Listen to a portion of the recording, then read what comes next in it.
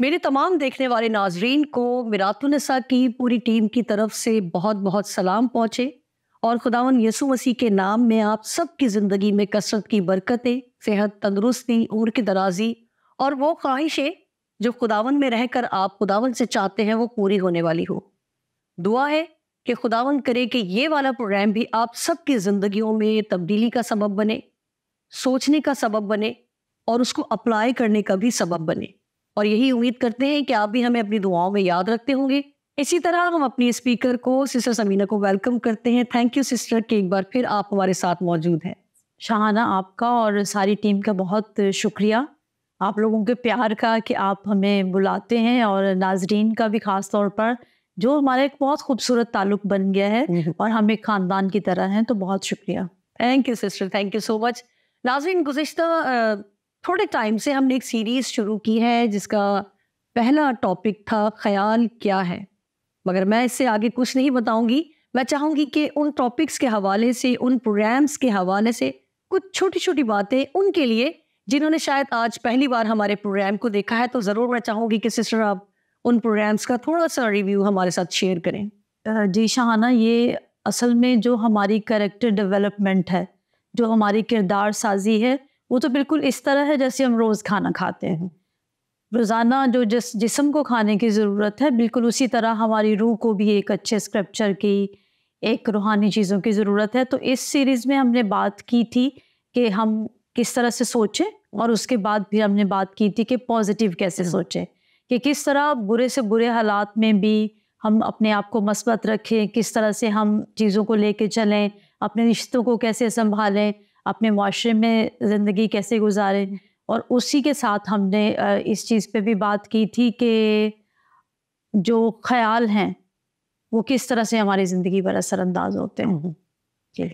Sister, मैं चाहूँगी कि आज जो टॉपिक हमने डिसाइड किया है वो है कबूलियत। जी, तो पहले तो आप ये कबूलियत की मीनिंग से ज़रूर शेयर करें और फिर ये भी बताएं कि कबूलियत है क्या।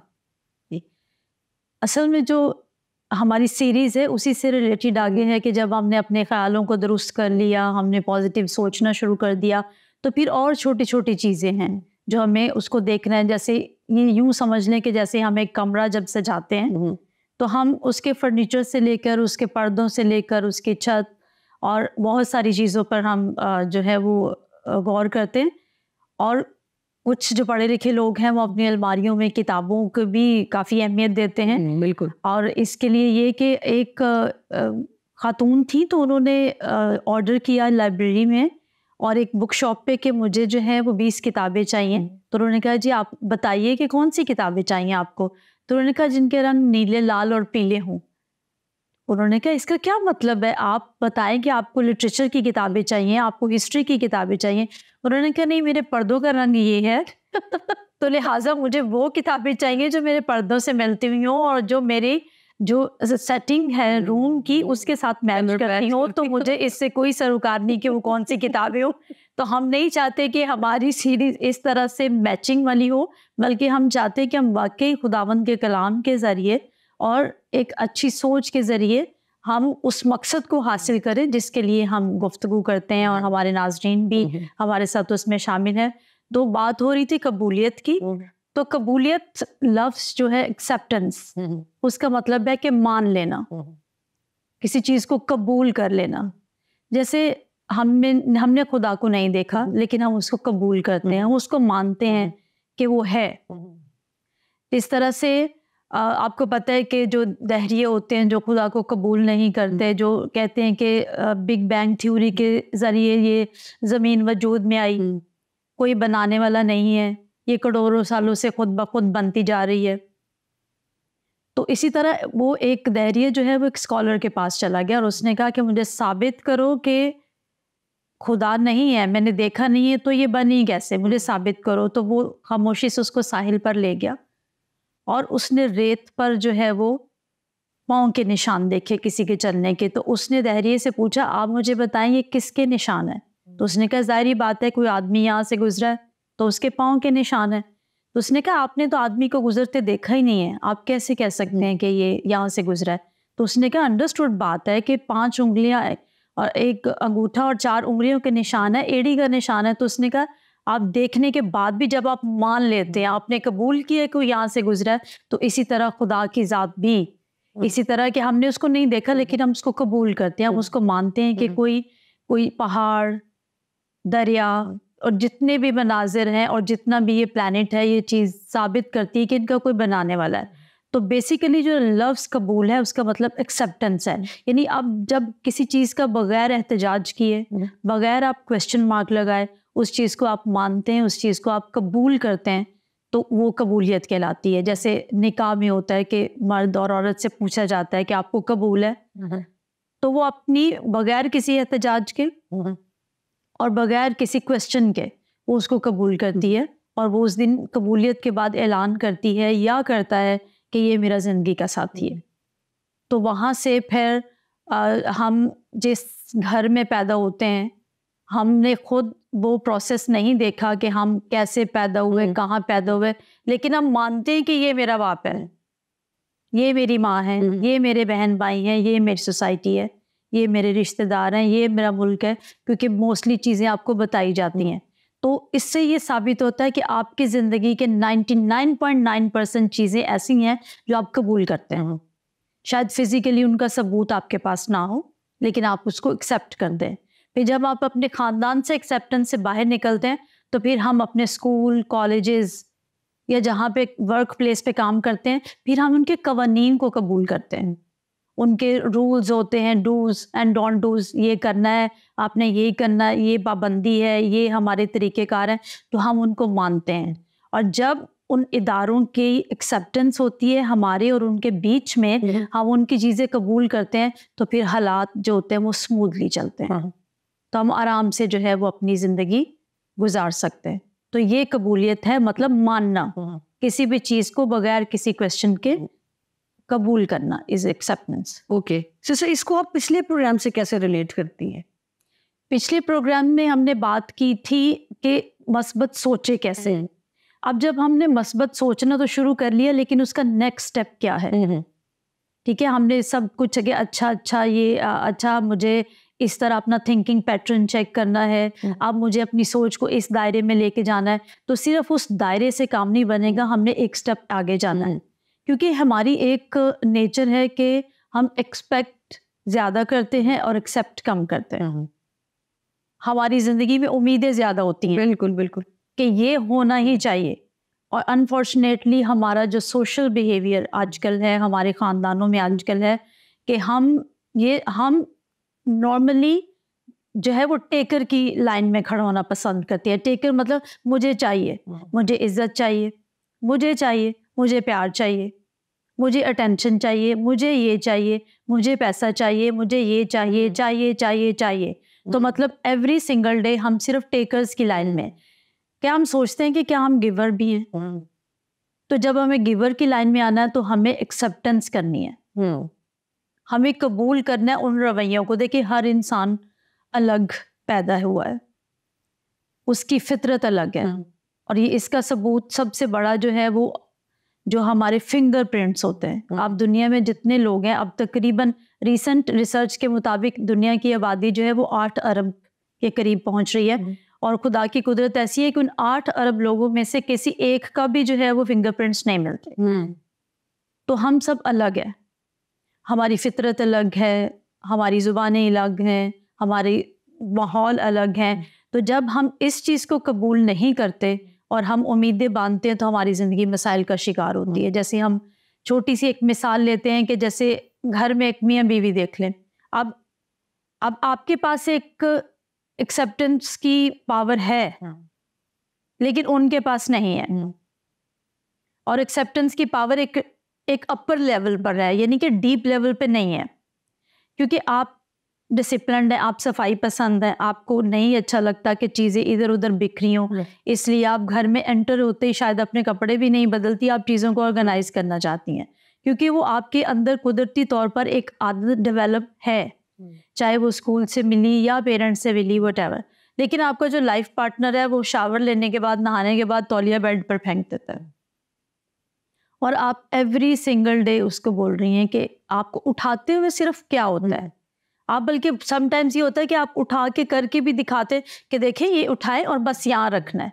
एक दो बार आप प्यार से बोलते हैं, लेकिन फिर जब, क्योंकि अब आप एक्सपेक्ट कर रही हैं कि वो वहीं पे फेंकेंगे और वो अपनी आदत के मुताबिक वहीं फेंक रहे हैं, तो फिर इस तरह से हमारे रिश्तों में जो है वो उलझन पैदा होना शुरू हो जाएगी। तो कबूलियत की बेहतरीन मिसाल में एक कहानी के ज़रिए, जैसे जो रोज़ाना हमारे घरों की कहानी है, जो होता है कि ख़वातीन अमूमन जो है वो ज़्यादा ज़िम्मेदार दिखाई देती हैं घर की चीज़ें संभालने में, चीज़ें रखने रखाने में, हर इस तरह से।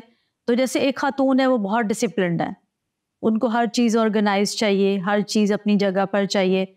बट जो साहिब हैं वो थोड़े लापरवाह कह लें, या उनकी आदत शुरू दिन से ही ऐसी है, शायद वो जब बचपन में थे तो ऐसे ही थे कि उनकी अम्मा उनके सारे काम कर रही थी सब, तो वो अभी तक आदत उनके साथ है। तो जैसे वो नहा के निकलते हैं तो वो टावल गीला बेड पर फेंकना है, या अपने कपड़े जहाँ पर उन्होंने उतारने वहीं पर फेंकने हैं। तो इससे जो खातून है जो काम कर रही हैं, मे बी उन्होंने उस चीज़ को एक्सेप्ट नहीं किया, उसके इसका रवैया क्या है, उन्होंने उस पे एक्सपेक्टेशन और उस पे क्रिटिसिज्म शुरू कर दिया कि अगर कितनी सी मेहनत लगती है, अगर आप यही छोटा सा टावल उठा के यहाँ रख लें, मेरा काम भी आसान हो जाए। जबकि शोहर जो हैं उनकी ये आदत है, और आदतें जो हैं वो इतनी जल्दी से तब्दील नहीं होती, फितरत इतनी जल्दी से तब्दील नहीं होती।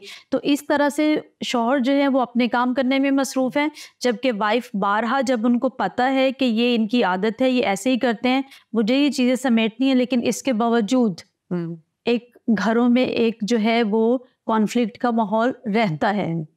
क्यों रहता है? क्योंकि दोनों साइडों से कोई एक्सेप्टेंस नहीं है, सिर्फ एक्सपेक्टेशंस हैं। अब बीवी ये सोच रही कि मेरा मियाँ ये करेगा, जबकि मियाँ का ख्याल है कि मैं बीवी लाया किस लिए हूँ, मैंने आज़ाद ज़िंदगी गुजारनी है, ये घर ये काम उसके हैं, मैं क्यों करूँ, मैं दफ्तर में जा रहा हूँ, ये काम करना है, इसने सारा दिन घर पे ही रहना, तो ये छोटी छोटी चीज़ें संभालती रहे। तो इस तरह छोटी छोटी चीज़ें जो वो बड़ी चीज़ों में तब्दील हो जाती हैं। जब हम छोटी चीज़ों का ख्याल नहीं करते, एक दूसरे का एहसास नहीं करते, तो फिर फासले बढ़ना शुरू होते हैं, फिर रिश्ते टूटना शुरू होते हैं, फिर एक मैं की जो है ईगो वो हमारे अंदर आ जाती है। फिर ये होता है कि फिर इनडायरेक्टली इंसान विक्टिम फील करता है कि मैं ही रह गई हूँ सारा दिन इस घर को संभालने के लिए, और नहीं है कोई। फिर इनडायरेक्टली जैसे कि हमारे यहाँ आम होता है कि इन लॉज के रिश्ते जो हैं वो बहुत टचिंग होते हैं, तो फिर इनडायरेक्टली जब हस्बैंड के साथ क्लैश शुरू होता है या कोई जो मिसअंडरस्टैंडिंग शुरू होती है, तो फिर इनडायरेक्टली हमारा उसके बाद टारगेट अपनी सास होती है कि उन्होंने उनको सिखाया नहीं है ऐसे, और उनके बाद फिर दूसरे रिश्ते, फिर हमारी बातें जो है वो कमरे से बाहर रिश्तेदारों में फैलना शुरू होती हैं।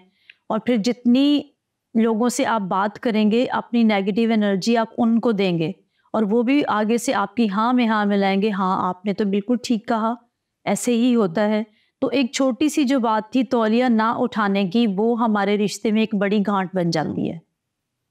अगर हमने उसको वहीं पे, अगर हम इसको फ्लैशबैक देखें, इसके पीछे जाएं, उसी सीन को हम लें कि एक चीज़ बिखरी हुई है और घर में शोर शराबा हो रहा है, उसकी बजाय अगर वाइफ की तरफ से एक्सेप्टेंस है कि कोई बात नहीं, ये इसकी हैबिट है, मैं अपने बच्चों के लिए भी तो करती हूँ, मुझे नहीं पता ये सारा दिन कितने अपने वर्क प्लेस पे कितनी परेशानियां सहता होगा, क्या बात है, कोई बात नहीं, इसमें मैंने उठाना तो है ये शोर मचा के, क्यों तो मैं इसको हेल्प कर देती हूँ, मैं उसकी मदद करती हूँ। दिस इज एक्सेप्टेंस, कि ये कबूलियत है कि किसी को, मतलब प्यार ये होता है कि आप उसको गलती समेत कबूल करें, अनकंडीशनल, ये नहीं कि हम कंडीशंस रख कर करें।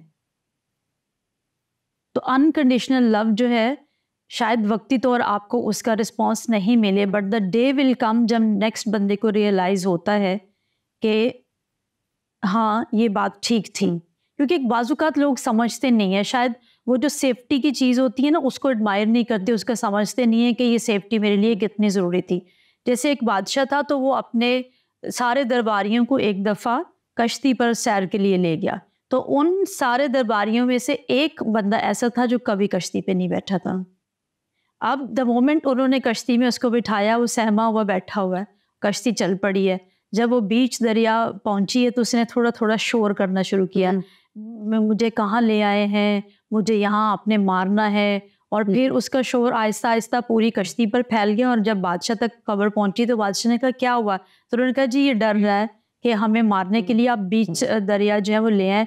तो उन्होंने कहा कि कुछ नहीं होता। उसने कहा कैसे कुछ नहीं होता, आप ज़रा पानी की लहरें देखें, ये कश्ती है, बंदे देखें कितने हैं, ये हो सकता है, ये हो सकता है, ये हो सकता है। तो बादशाह को गुस्सा आया। बादशाह ने उसे कहा कि आप इसको उठा के बाहर फेंकें। और साथ में 2 डाइवर्स भी गए ताकि ये डूबे ना। जब उसने 2-4 गोते लगा लिए तो फिर उसको उठा के उन्होंने कश्ती में बिठाया और फिर उसको कश्ती की हिफाजत का एहसास हुआ कि मैं सेफ हूँ। जब तक उसने लहरों के साथ फाइट नहीं की थी और भरोसा नहीं रखा था और एक्सेप्टेंस नहीं की थी, तब तक वो शोर मचाता जा रहा था। उसके बाद वो सारा रास्ता आराम से बैठा रहा, खामोशी से बैठा रहा। तो इसी तरह जब हम चीज़ें एक्सेप्ट नहीं करते तो फिर हमारे घरों में मसाइल पैदा होते हैं। तो शाहाना, हमारी सोसाइटी में, हमारे ख़ानदानों में, जैसे ख़ास तौर पर एशियाई ख़ानदानों में जो घर की खातून है या माँ हैं, ज़्यादातर की एक्सेप्टेंस उनको ही करनी पड़ती है। और ये हमारा एक तरह से बिहेवियर बन गया है कि जैसे जो मर्द का माशरा है नॉर्मली ये होता है कि वो ज़्यादा पावरफुल, ज़्यादा ताकतवर है और जो भी सेक्रीफाइसेस करनी है वो ख़वातीन को ही करनी है। उसके पीछे बहुत सारे लॉजिक देते हैं। आप प्राइमरी स्कूलों में देखें कि प्राइमरी स्कूल्स में जो हायरिंग होती है वो सिर्फ औरतों की होती है। बहुत कम आपको ऐसे प्राइमरी स्कूल नज़र आएंगे जिसमें मर्द टीचर होते हैं। उसकी आमतौर पर, और नॉट ये सिर्फ हमारी सोसाइटी की बात नहीं है बल्कि ये दुनिया भर में कानून लागू है। उसकी वजह ये है कि ख़वातीन में सब्र व बर्दाश्त और माँ होने के नाते से वो मादा मर्दों से तकरीबन कहीं ज़्यादा होता है। उनमें पेशेंस होता है, उनमें तरीक़ेकार होता है तरबियत करने का, और ये कुदरती तौर पर उसके अंदर ये चीज़ डाली गई है। तो उस सारे सिनेरियो के साथ साथ वो एक्सेप्टेंस भी उसमें आती है। अच्छा, अभी सॉरी आपकी बात मैं रोक रही हूँ। अभी जिस तरह आपने ख़ानदान में लेडीज़ में ये क्वालिटी वाकई देखने में आता है, ज़्यादा पाई जाती है, तो क्या यही बिहेवियर सोसाइटी में जब आप मूव करते हैं, सोसाइटी में जब आपको आना जाना मुख्तलिफ शोबे में, आपको क्या यही बिहेवियर वहाँ पर भी अप्लाई किया जाएगा कि जो भी है, जैसा भी है, औरत को सेक्रीफाइस करना है या कबूल करना है? क्या कहती हैं इस बारे में आप? शाहाना, जहाँ हमने जो कबूलियत की बात की है ना, ये सबसे पहले हमारे इनर पीस के लिए है। क्योंकि अब मिसाल के तौर पर देखें कि आप किसी फौतगी पे गई हैं, क्योंकि हमारी कंडीशनिंग इस तरीके से हुई है, हमारे ख्यालात इस तरीके से तरतीब किए गए हैं कि हम एक्सेप्टेंस से ज़्यादा जजमेंटल हैं। आप किसी की फौतगी पे गई हैं और बाय चांस कोई लड़की वहाँ पर ऐसी आ गई है अफसोस करने के लिए, शायद जिसके हाथों पे बहुत मेहंदी लगी हुई है और बहुत सजी संवरी हुई है और आप नहीं जानती हैं कि हाल ही में उसकी शादी हुई है।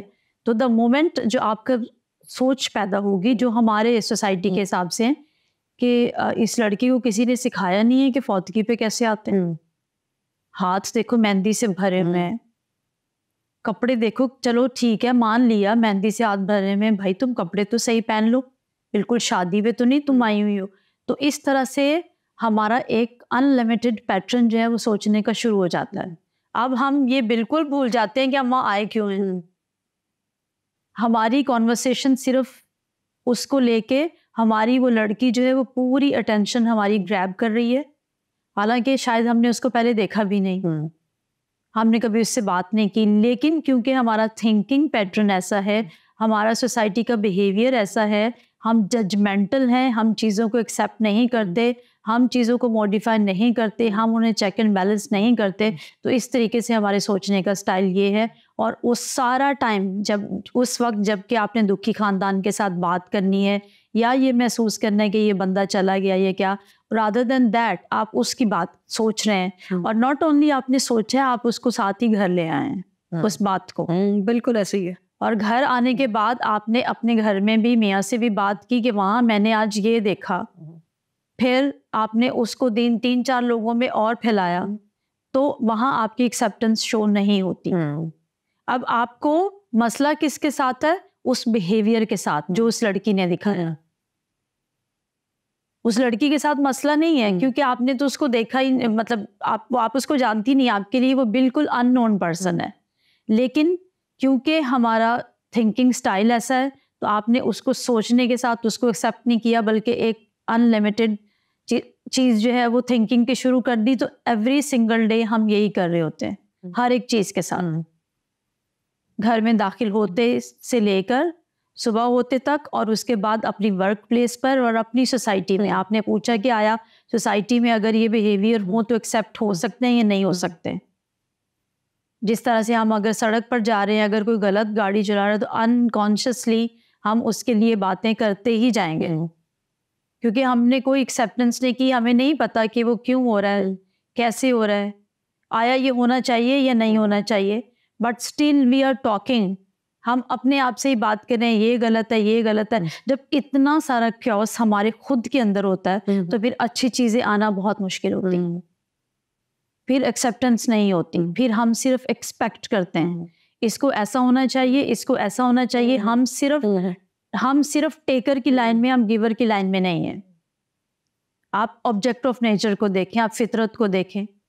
कभी दरिया आपसे शोर नहीं मचाएगा कि मेरा पानी क्यों ले रहे हो।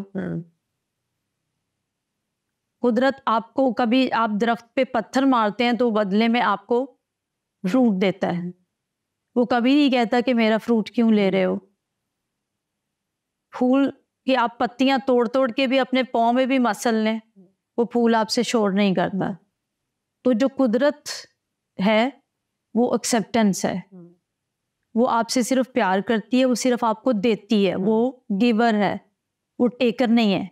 और जब हम टेकर की लाइन में आ जाते हैं कि मुझे इज्जत चाहिए, मैं जहाँ जाऊँ लोग मुझे पसंद करें, लोग मुझे प्यार करें, कोई मुझ पर क्वेश्चन नहीं उठाए, हर चीज़ स्मूथली चले, तो इसका मतलब है कि आप नेचर के साथ नहीं हैं, क्योंकि आप गिवर की लाइन में हैं। और जो गिवर होता है वो सेटिस्फाइड होता है, जो टेकर होता है वो हर वक्त परेशान होगा, क्योंकि उसकी एक ख्वाहिश पूरी होगी, फिर अनलिमिटेड ख्वाहिशात उसकी चलती जाएंगी। उसने एक, जैसे अगर आपको हर नई ब्रांड का फ़ोन लेने का शौक़ है, जैसे कोई आया आपने लिया, तो वो लेके वो कुछ टाइम के लिए तो शायद आपके सर पर तारी रहे, आपने लोगों को भी दिखा लिया, इस्तेमाल भी कर लिया, but the day will come आप उससे भी उकता जाएंगे। तो मसला ब्रांड या चीज़ के साथ नहीं है, लेकिन हमने अपनी ज़रूरत को पीछे रखा, अपने शौक़ को आगे रखा।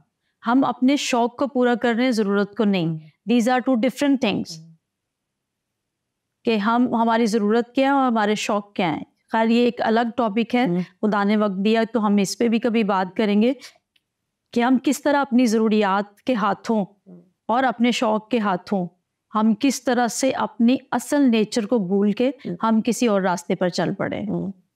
सिस्टर, इसके अलावा अगर आप कुछ शेयर करना चाहें, कुछ मिनट्स हमारे पास हैं अभी, तो मैं चाहूँगी कि कुछ और आप ज़रूर शेयर करें।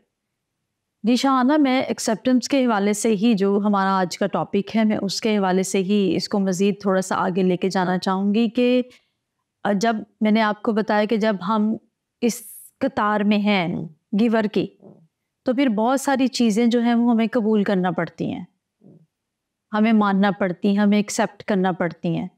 फिर हमें लोगों के रवैये पे खुद को परेशान नहीं करना होता, बल्कि उन्हें समझना होता है। जैसे अगर एक बिल्ली म्याऊं म्याऊं कर रही है, तो आपको पता है कि उसकी आवाज़ क्या है, लेकिन अगर आप ये एक्सपेक्ट करना शुरू कर दें कि अब ये जो है वो म्याऊं म्याऊं नहीं करे, बल्कि इसका वॉल्यूम बदलना चाहिए, अब इसको टैं टैं टैं टैं करना चाहिए, तो बिल्ली अपनी नेचर के मुताबिक जो है वो वही करेगी।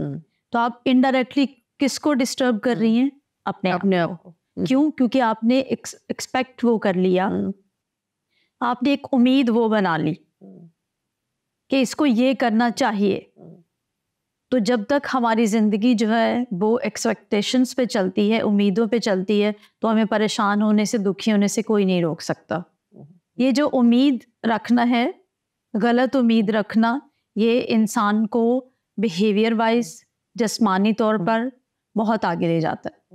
आप अभी ऑफिस से घर जाएंगी और आपने उम्मीद रखी हुई है कि आज मेरी बेटी मेरे लिए बहुत बेहतरीन खाना बनाएगी, मेरे लिए हर घर पूरा सेट होगा, और आप उस थिंकिंग के साथ घर जा रही हैं। बट जब आप घर जा रही हैं तो सिनेरियो बिल्कुल डिफरेंट होता है।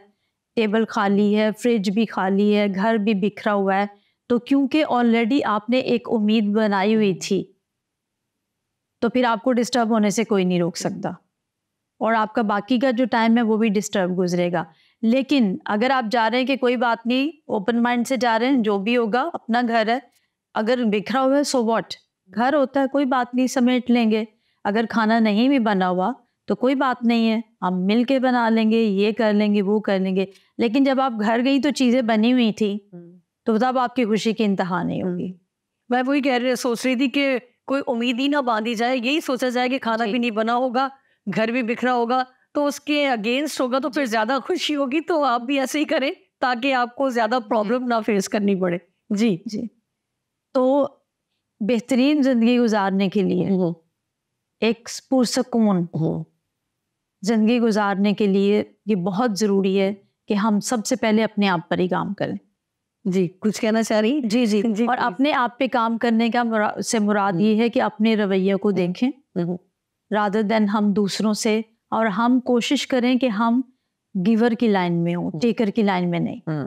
Thank you sister, thank you so much. नाजरीन, मैं ये समझती हूँ कि आज के प्रोग्राम में बहुत ज़्यादा हमने अपने लिए बात की है कि हमारे अंदर जो तनकीदी सोच है, जो बहुत ज़्यादा उम्मीद लगाने की सोच है, फितरत है, तो मैं ये समझती हूँ कि सब कुछ बदल सकता है। ये बहुत मतलब नेगेटिव बात भी हो सकती है, या आप इसको तसल्ली देने वाले अल्फाज में कह सकते हैं, भाई ये तो मेरी फितरत है, मैं ये नहीं बदल सकती, जबकि ऐसा नहीं है। अगर आप खुदावन में हैं, खुदावन में मजबूत हैं, तो खुदावन सब कुछ बदलने की कुदरत रखते हैं, क्योंकि आप अपने ऊपर काम करना चाहते हैं। अपने आप पर गौर करें कि मेरी नेचर में कौन कौन सी ऐसी बातें हैं जिससे दूसरे लोग डिस्टर्ब होते हैं, ये मेरी लाइफ खुद बहुत डिस्टर्ब है। तो प्लीज़ गौर करें, अपनी उन आदतों की लिस्ट बनाइए, पॉजिटिव की भी बनाइए और नेगेटिव की भी बनाइए। देखिए लिस्ट किसकी ज़्यादा है, उस पर काम करना शुरू करें। इसी दुआ के साथ कि खुदा करे कि हम अपनी उस फितरत को जो दूसरों के लिए जहमत का सबब है, उसे बदलने के लिए खुदा के पाक रूह की रहनुमाई के साथ काम करना शुरू करें। अगला प्रोग्राम ज़रूर देखिएगा नाजरीन, इसी से रिलेटेड और बहुत खूबसूरत बातें फिर आपके साथ करेंगे। उस वक्त तक के लिए इजाज़त दीजिए। खुदा हाफिज।